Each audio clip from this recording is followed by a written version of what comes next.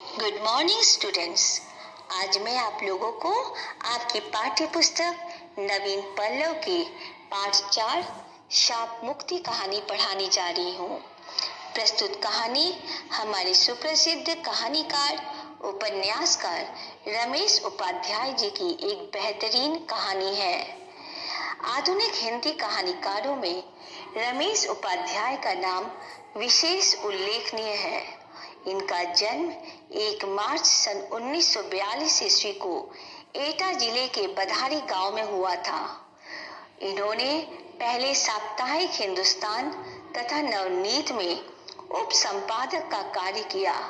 इस समय ये व्यावसायिक अध्ययन महाविद्यालय दिल्ली विश्वविद्यालय में शिक्षण कार्य कर रहे हैं। शेष इतिहास नदी के साथ बदलाव से पहले इनके प्रसिद्ध उपन्यास तथा पेपरवेट नाटक विशेष उल्लेखनीय हैं। प्रस्तुत कहानी के माध्यम से लेखक हमें गलतियों से सीख लेने की सलाह दे रहे हैं, क्योंकि एक मनुष्य ही है जो कि अपनी गलतियों से सीख ले सकता है। और इसके अलावा ये भी बताना चाह रहे हैं कि बचपन की एक भूल किसी के जीवन में किस प्रकार बदलाव ला सकती है। तो चलिए अब हम इस कहानी को पढ़ते हैं। एक दिन ऐसा हुआ कि मैं बूढ़ी दादी की आंखों का इलाज कराने दिल्ली के एक बड़े प्रसिद्ध नेत्र चिकित्सक डॉक्टर प्रभात के पास गया। लगभग अंधी हो चुकी दादी को सहारा दिए जब मैं डॉक्टर प्रभात के कमरे में पहुंचा तो उन्होंने मुस्कुराते हुए दादी का स्वागत किया। आओ आओ दादी अम्मा, क्या तकलीफ है? दादी ने आवाज से ही डॉक्टर की उम्र का अनुमान लगाकर कहा, कोई तकलीफ नहीं बेटा, बस बुढ़ापे की मारी हूँ। बुढ़ापे में नजर कमजोर हो ही जाती है। पर मैं तो आंखों का डॉक्टर हूँ दादी अम्मा, बुढ़ापे का इलाज मेरे पास कहाँ? डॉक्टर प्रभात ने हंसते हुए कहा। मेरी दादी भी कम विनोदी स्वभाव की नहीं थी। कहने लगी, कोई बात नहीं बेटा, तुम आंखों का ही इलाज कर दो। बुढ़ापे का इलाज तो भगवान के पास भी नहीं है। यह सुनकर डॉक्टर प्रभात हंस पड़े और दादी से बात करते हुए उनकी आंखों की जांच करने लगे। उन्होंने विस्तार से कई उपकरणों और यंत्रों की सहायता से दादी की आंखों की जांच की। बीच बीच में बातचीत और हंसी मजाक भी करते जाते। मैं चुपचाप बैठा डॉक्टर प्रभात की ओर देख रहा था। पहले तो मुझे उनकी हंसी ही कुछ जानी पहचानी लगी थी। फिर ध्यान से देखने पर उनका चेहरा भी कुछ परिचित सा मालूम हुआ, लेकिन याद नहीं आ रहा था कि मैंने इन्हें पहले कहाँ देखा है। आखिर जब उन्होंने दादी की आंखों की पूरी जांच कर ली तो मैंने पूछ ही लिया, आप कहाँ के रहने वाले हैं डॉक्टर साहब? इलाहाबाद का हूँ। क्यों? अरे हम भी इलाहाबाद के ही हैं। दादी मुझसे पहले ही बोल उठी। अच्छा, बड़ी खुशी हुई। डॉक्टर प्रभात ने सचमुच खुश होकर पूछा, इलाहाबाद में कहाँ रहते हैं आप लोग? दादी ने जो ही हमारे इलाहाबाद वाले घर का पता ठिकाना बताया, डॉक्टर प्रभात ने मेरी तरफ देखा और अचरज भरी प्रसन्नता से बोले, अरे तुम बब्बू तो नहीं हो? और तुम मंटू? अचानक मेरे मुंह से निकल गया। आप हमारे बचपन के मित्र मंटू है ना?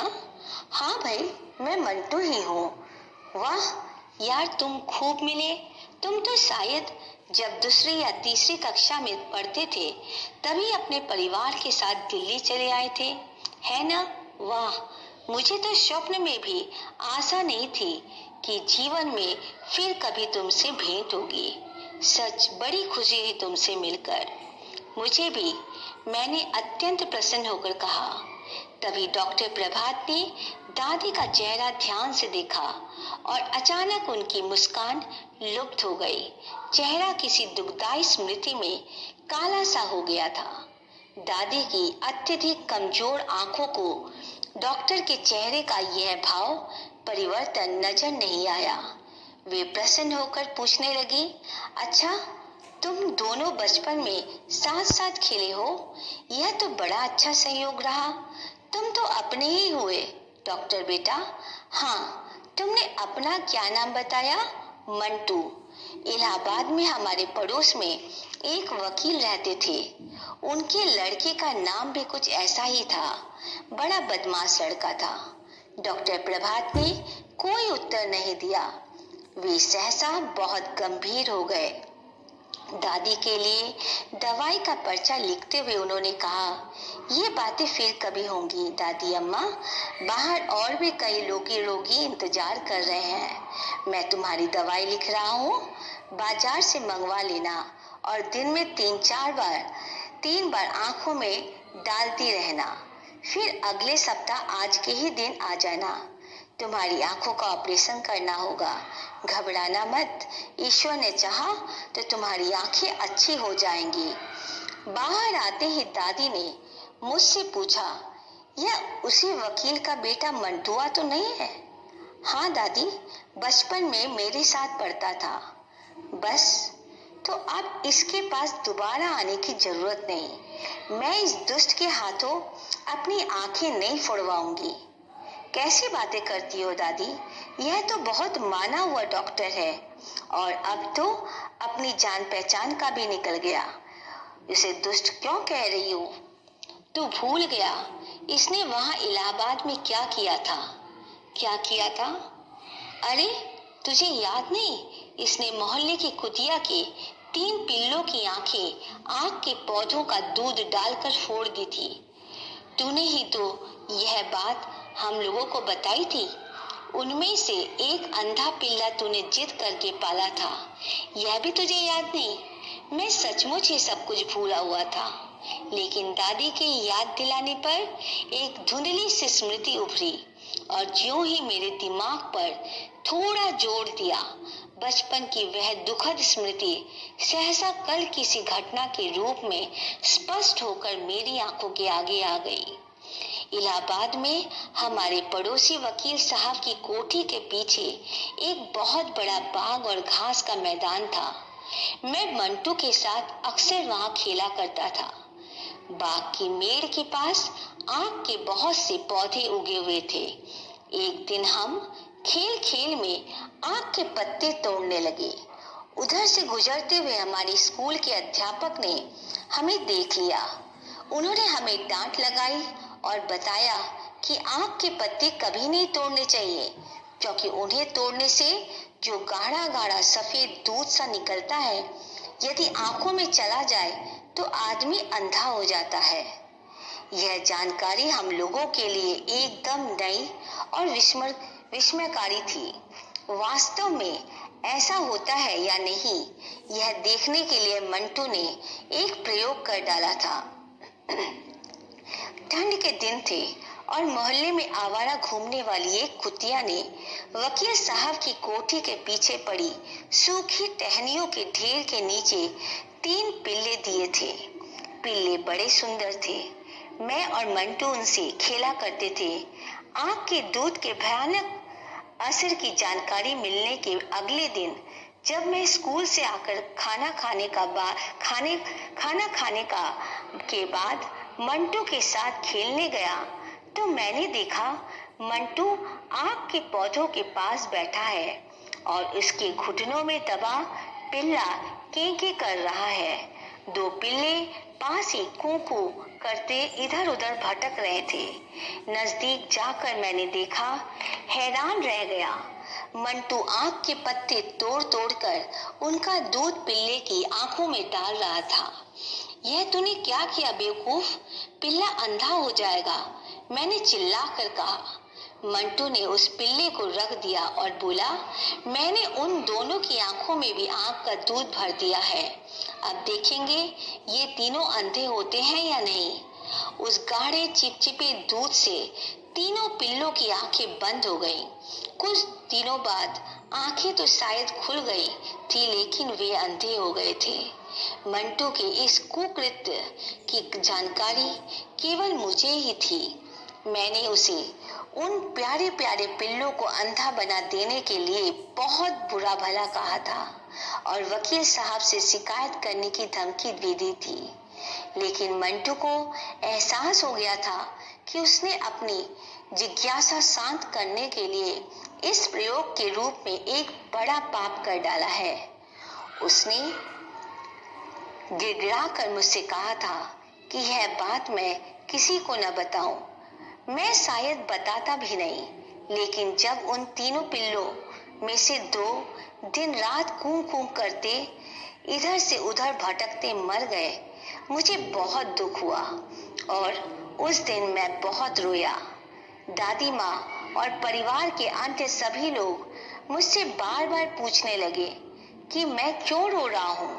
पहले मैंने बात छिपाकर अपने मित्र मंटू को बचाने की कोशिश की, लेकिन फिर मुझे तीसरे पिल्ले का ध्यान आ गया जो अभी जीवित था और उसकी जान बचाना मुझे मंटू को पिटाई से बचाने से ज्यादा जरूरी लग रहा था।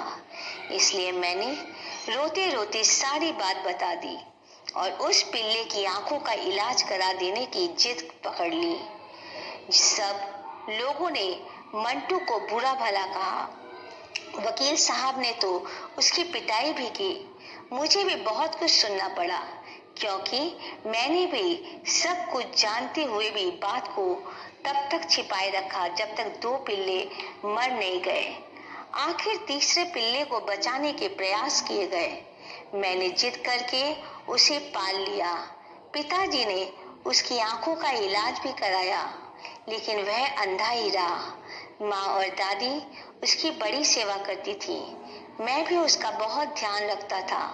उस समय तो उसकी जान बच गई, लेकिन जब वह बड़ा हो गया, एक दिन घर से बाहर निकल गया और सड़क पर किसी वाहन से कुचल कर मर गया।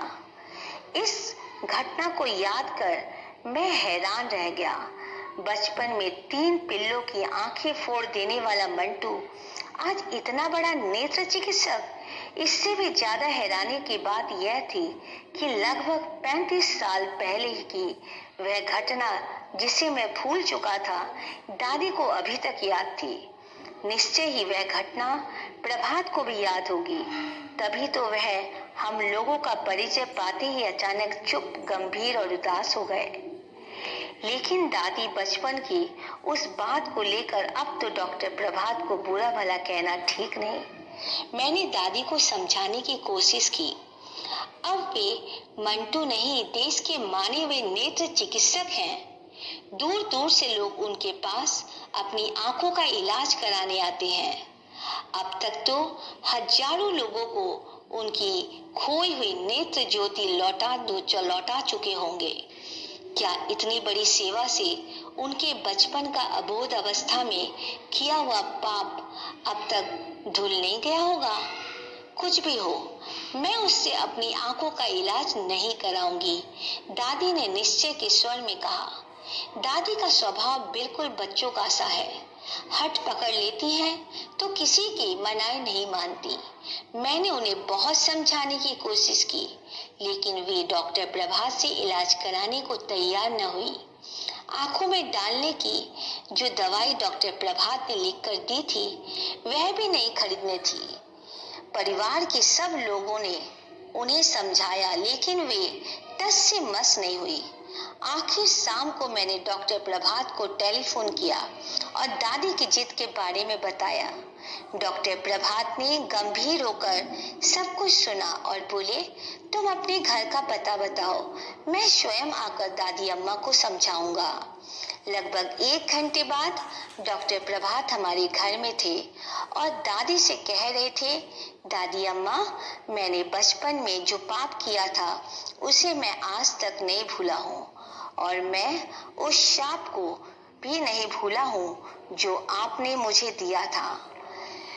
जब तक आप इलाहाबाद में रही, मुझे देखते ही कहने लगती थी, अरे कमबख्त मंटुआ, तूने मासूम पिल्लों की आंखें फोड़ी हैं।